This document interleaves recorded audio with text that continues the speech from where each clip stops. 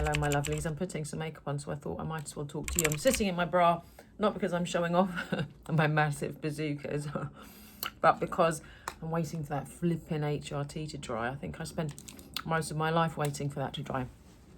And so I've got a cough sweep. Shall I come in closer? Super sunny outside, but I don't think this is going to be very bright on the screen. Anyway, what I've got on here is Lift and Snatch, NYX. Brilliant eyebrow product. Can you see it? In fact, I'll tell you what I haven't done. I've got a bit of tissue in the bottom of my bag. I've put my SPF on. Altruist SPF 50. Absolutely brilliant brand if you want really good quality, trustworthy, high grade SPF. The person that developed this is a consultant, a sort of skincare cancer consultant, possibly works from a Cambridge hospital. Can't remember, that's my memory from 3 years ago. But really brilliant, trustworthy, affordable. He wanted to make it so that people could afford to just slap SPF all over themselves and all over their kids, all over their kiddies to keep them safe from the sun. That's the brand Altruist. And this is the primer, a makeup primer, SPF 50 for the win. But when you pop it on, sometimes you've got a little bit left in your brows. And then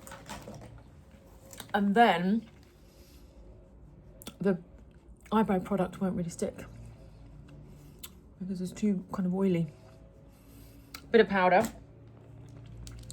go back in. It'll be a different kettle of fish, a different kettle of fishies. Okay.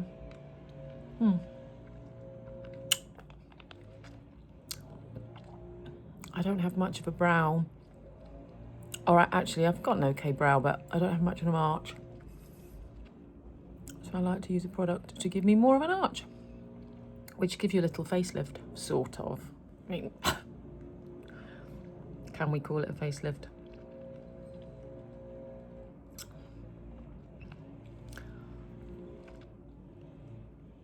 Sounds like a head trimmer to me.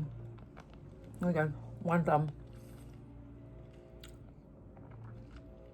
So I've got this cough sweet on the go. I had this kind of blocked sinuses thing for months.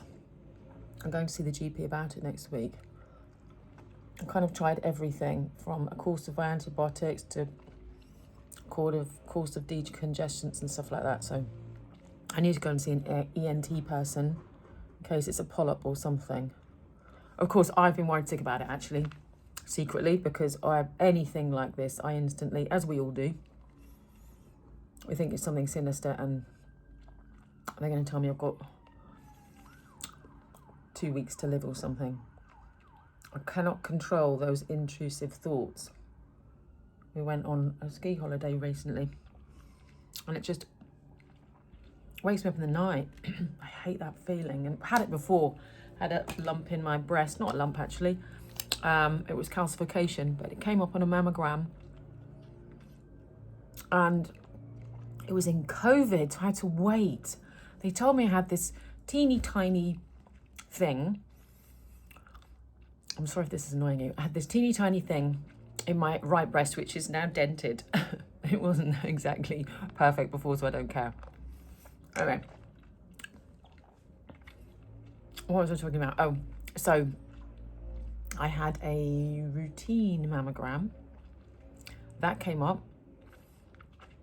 Ultrasound, they didn't like the look of it. Biopsy, it was right at the back, kind of in the rib. So the biopsy was so painful and they couldn't get it. I nearly passed out with pain. I've never had that before. Probably in labour, I almost passed out with pain maybe. And they couldn't get it. So I had to have a proper op to get it out, to then test it. And it was fine. It was actually calcification, which can be precancerous, so it's a good thing they got it out. But it was in COVID, and I couldn't have the op because I had COVID. That's right. And back then you couldn't have an operation for 6 or 8 weeks after COVID because it can compromise your lungs. So I was sort of waiting, thinking you might have something and thinking it's just spreading, get it out kind of thing. I remember that being like the longest 2 months ever. I lost so much weight, just worrying.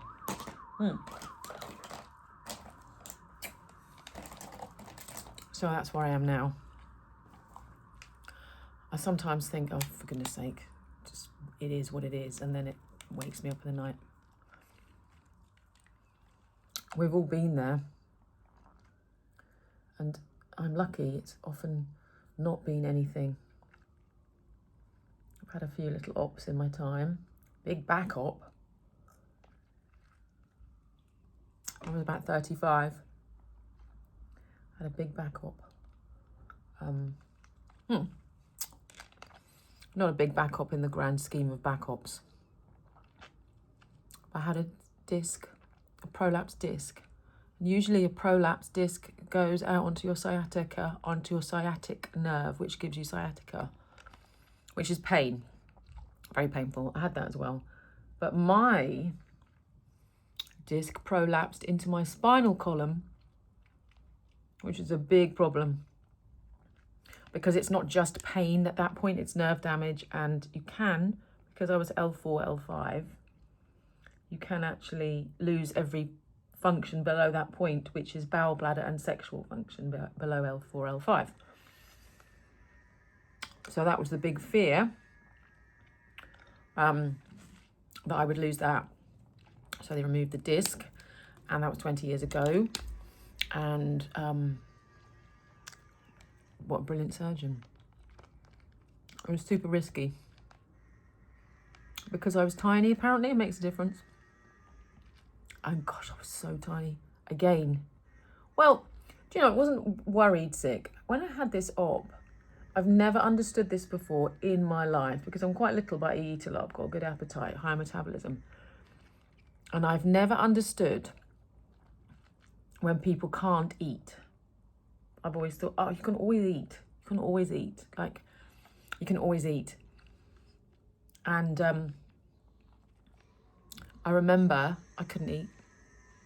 I just couldn't swallow. I remember trying to eat like salmon, and I remember chewing and I just couldn't swallow. I had this massive sudden empathy for people when they say they can't eat.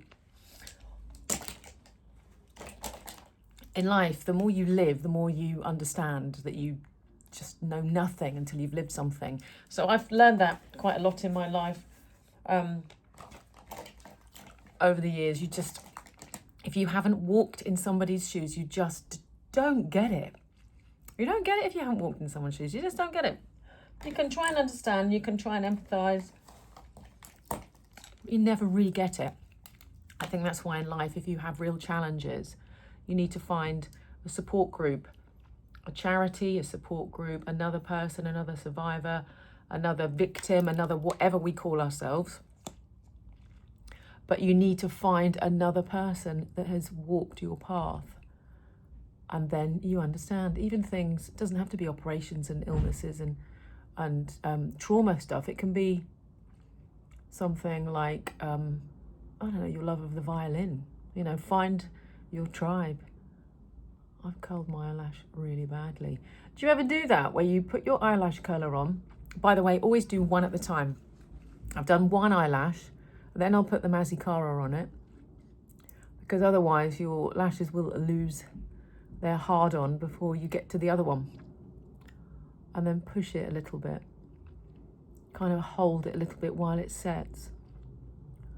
I over curled that. Do you ever do that where you put a kink in the lash? Instead of being a nice swoopy lash, you have this kink.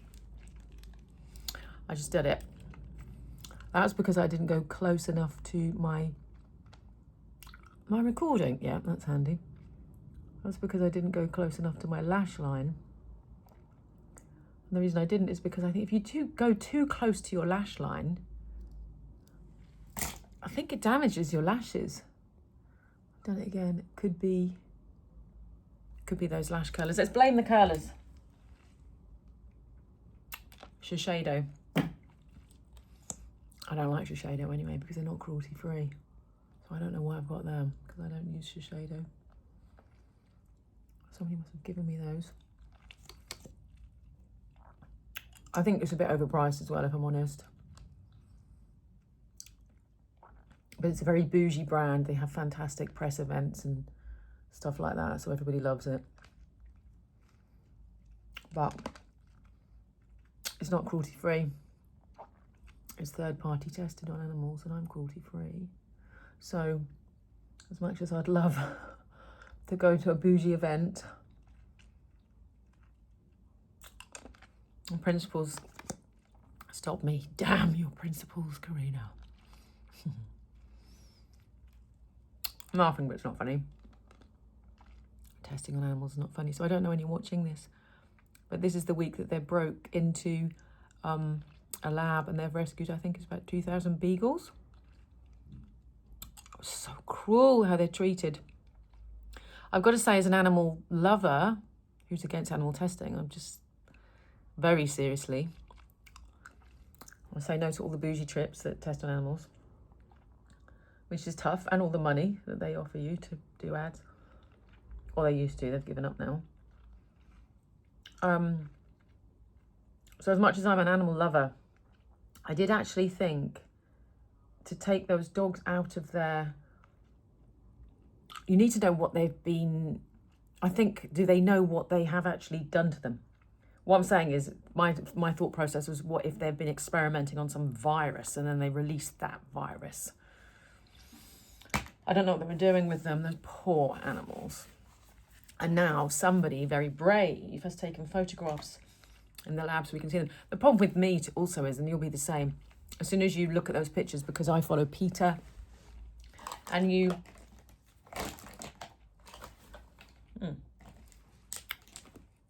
look at those pictures and you engage with it on socials, and then you get more of it, and it's just so upsetting. I can't do this without a mirror.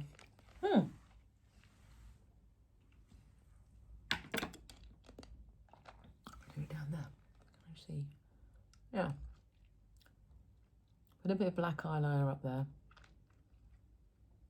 You won't believe the difference it makes. And just make your eyes look finished. It just gives them a lift, brighten. It just finishes them off. And this I can use. This is number 7 Stay Perfect eye pencil. It's fantastic. It's waterproof and it doesn't irritate my super sensitive eyes. I've been struggling to find one that I can use. A bit blunt, actually. Because I've got sensitive eyes and I'm a lens wearer. So your lenses are in there. You've got to deal with that too. But this is fantastic. Just lift it up a little bit.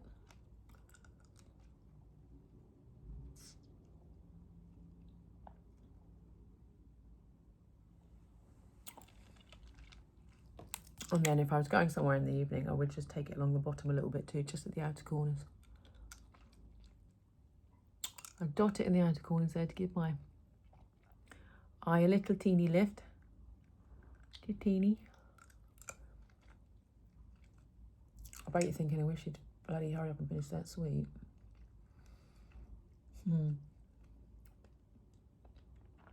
I went to a pub quiz last night. Pigmentation pub quiz with Dr. Sam Bunting. And Genevieve Turley. Genevieve Turley? Is that her handle on Insta and TikTok? She got some funny handle. No, that is her handle, Genevieve Turley. Too much. She's a beauty blogger. Makeup artist. Absolutely hilarious. Just funny bones. You know, some people have got funny bones. So she's a makeup artist, comedian. Love her. Anyway, so she was hosting the pigment. Sorry, I've got my product in your face. She was hosting this pigmentation pub quiz upstairs in the Heart pub in Marylebone. The food was amazing. But it was chaotic because you've got, I don't know, 30, 40 people upstairs all just chatting, and they're trying to read out the questions and everybody's just talking over them. It was chaotic. Take a bit of blush over your nose. Not too much, like a crazy TikTok video.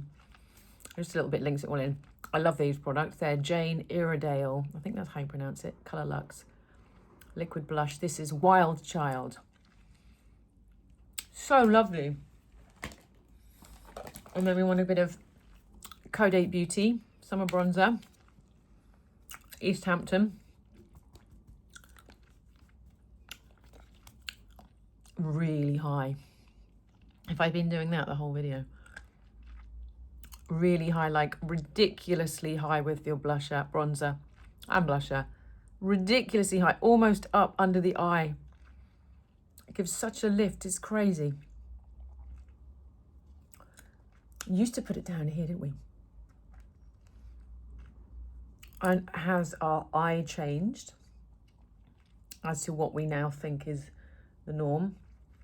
I use it to blend out my eyeshadow a little bit as well. Has our eye changed, or were we just all doing it wrong for years? Although back in the 80s, 90s, we were probably more about a mood and a vibe than desperately trying to look young.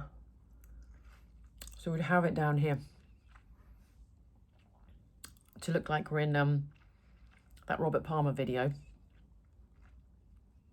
It was a vibe and a mood, whereas now I think we're all vain.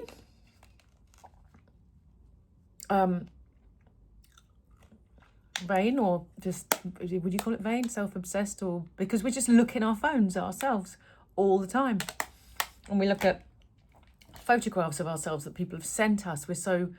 I'm so self-critical. I have never been so lacking in confidence. Not lacking in confidence, but I've always been a really confident person. And being on socials just kind of sort of eaten that away from me.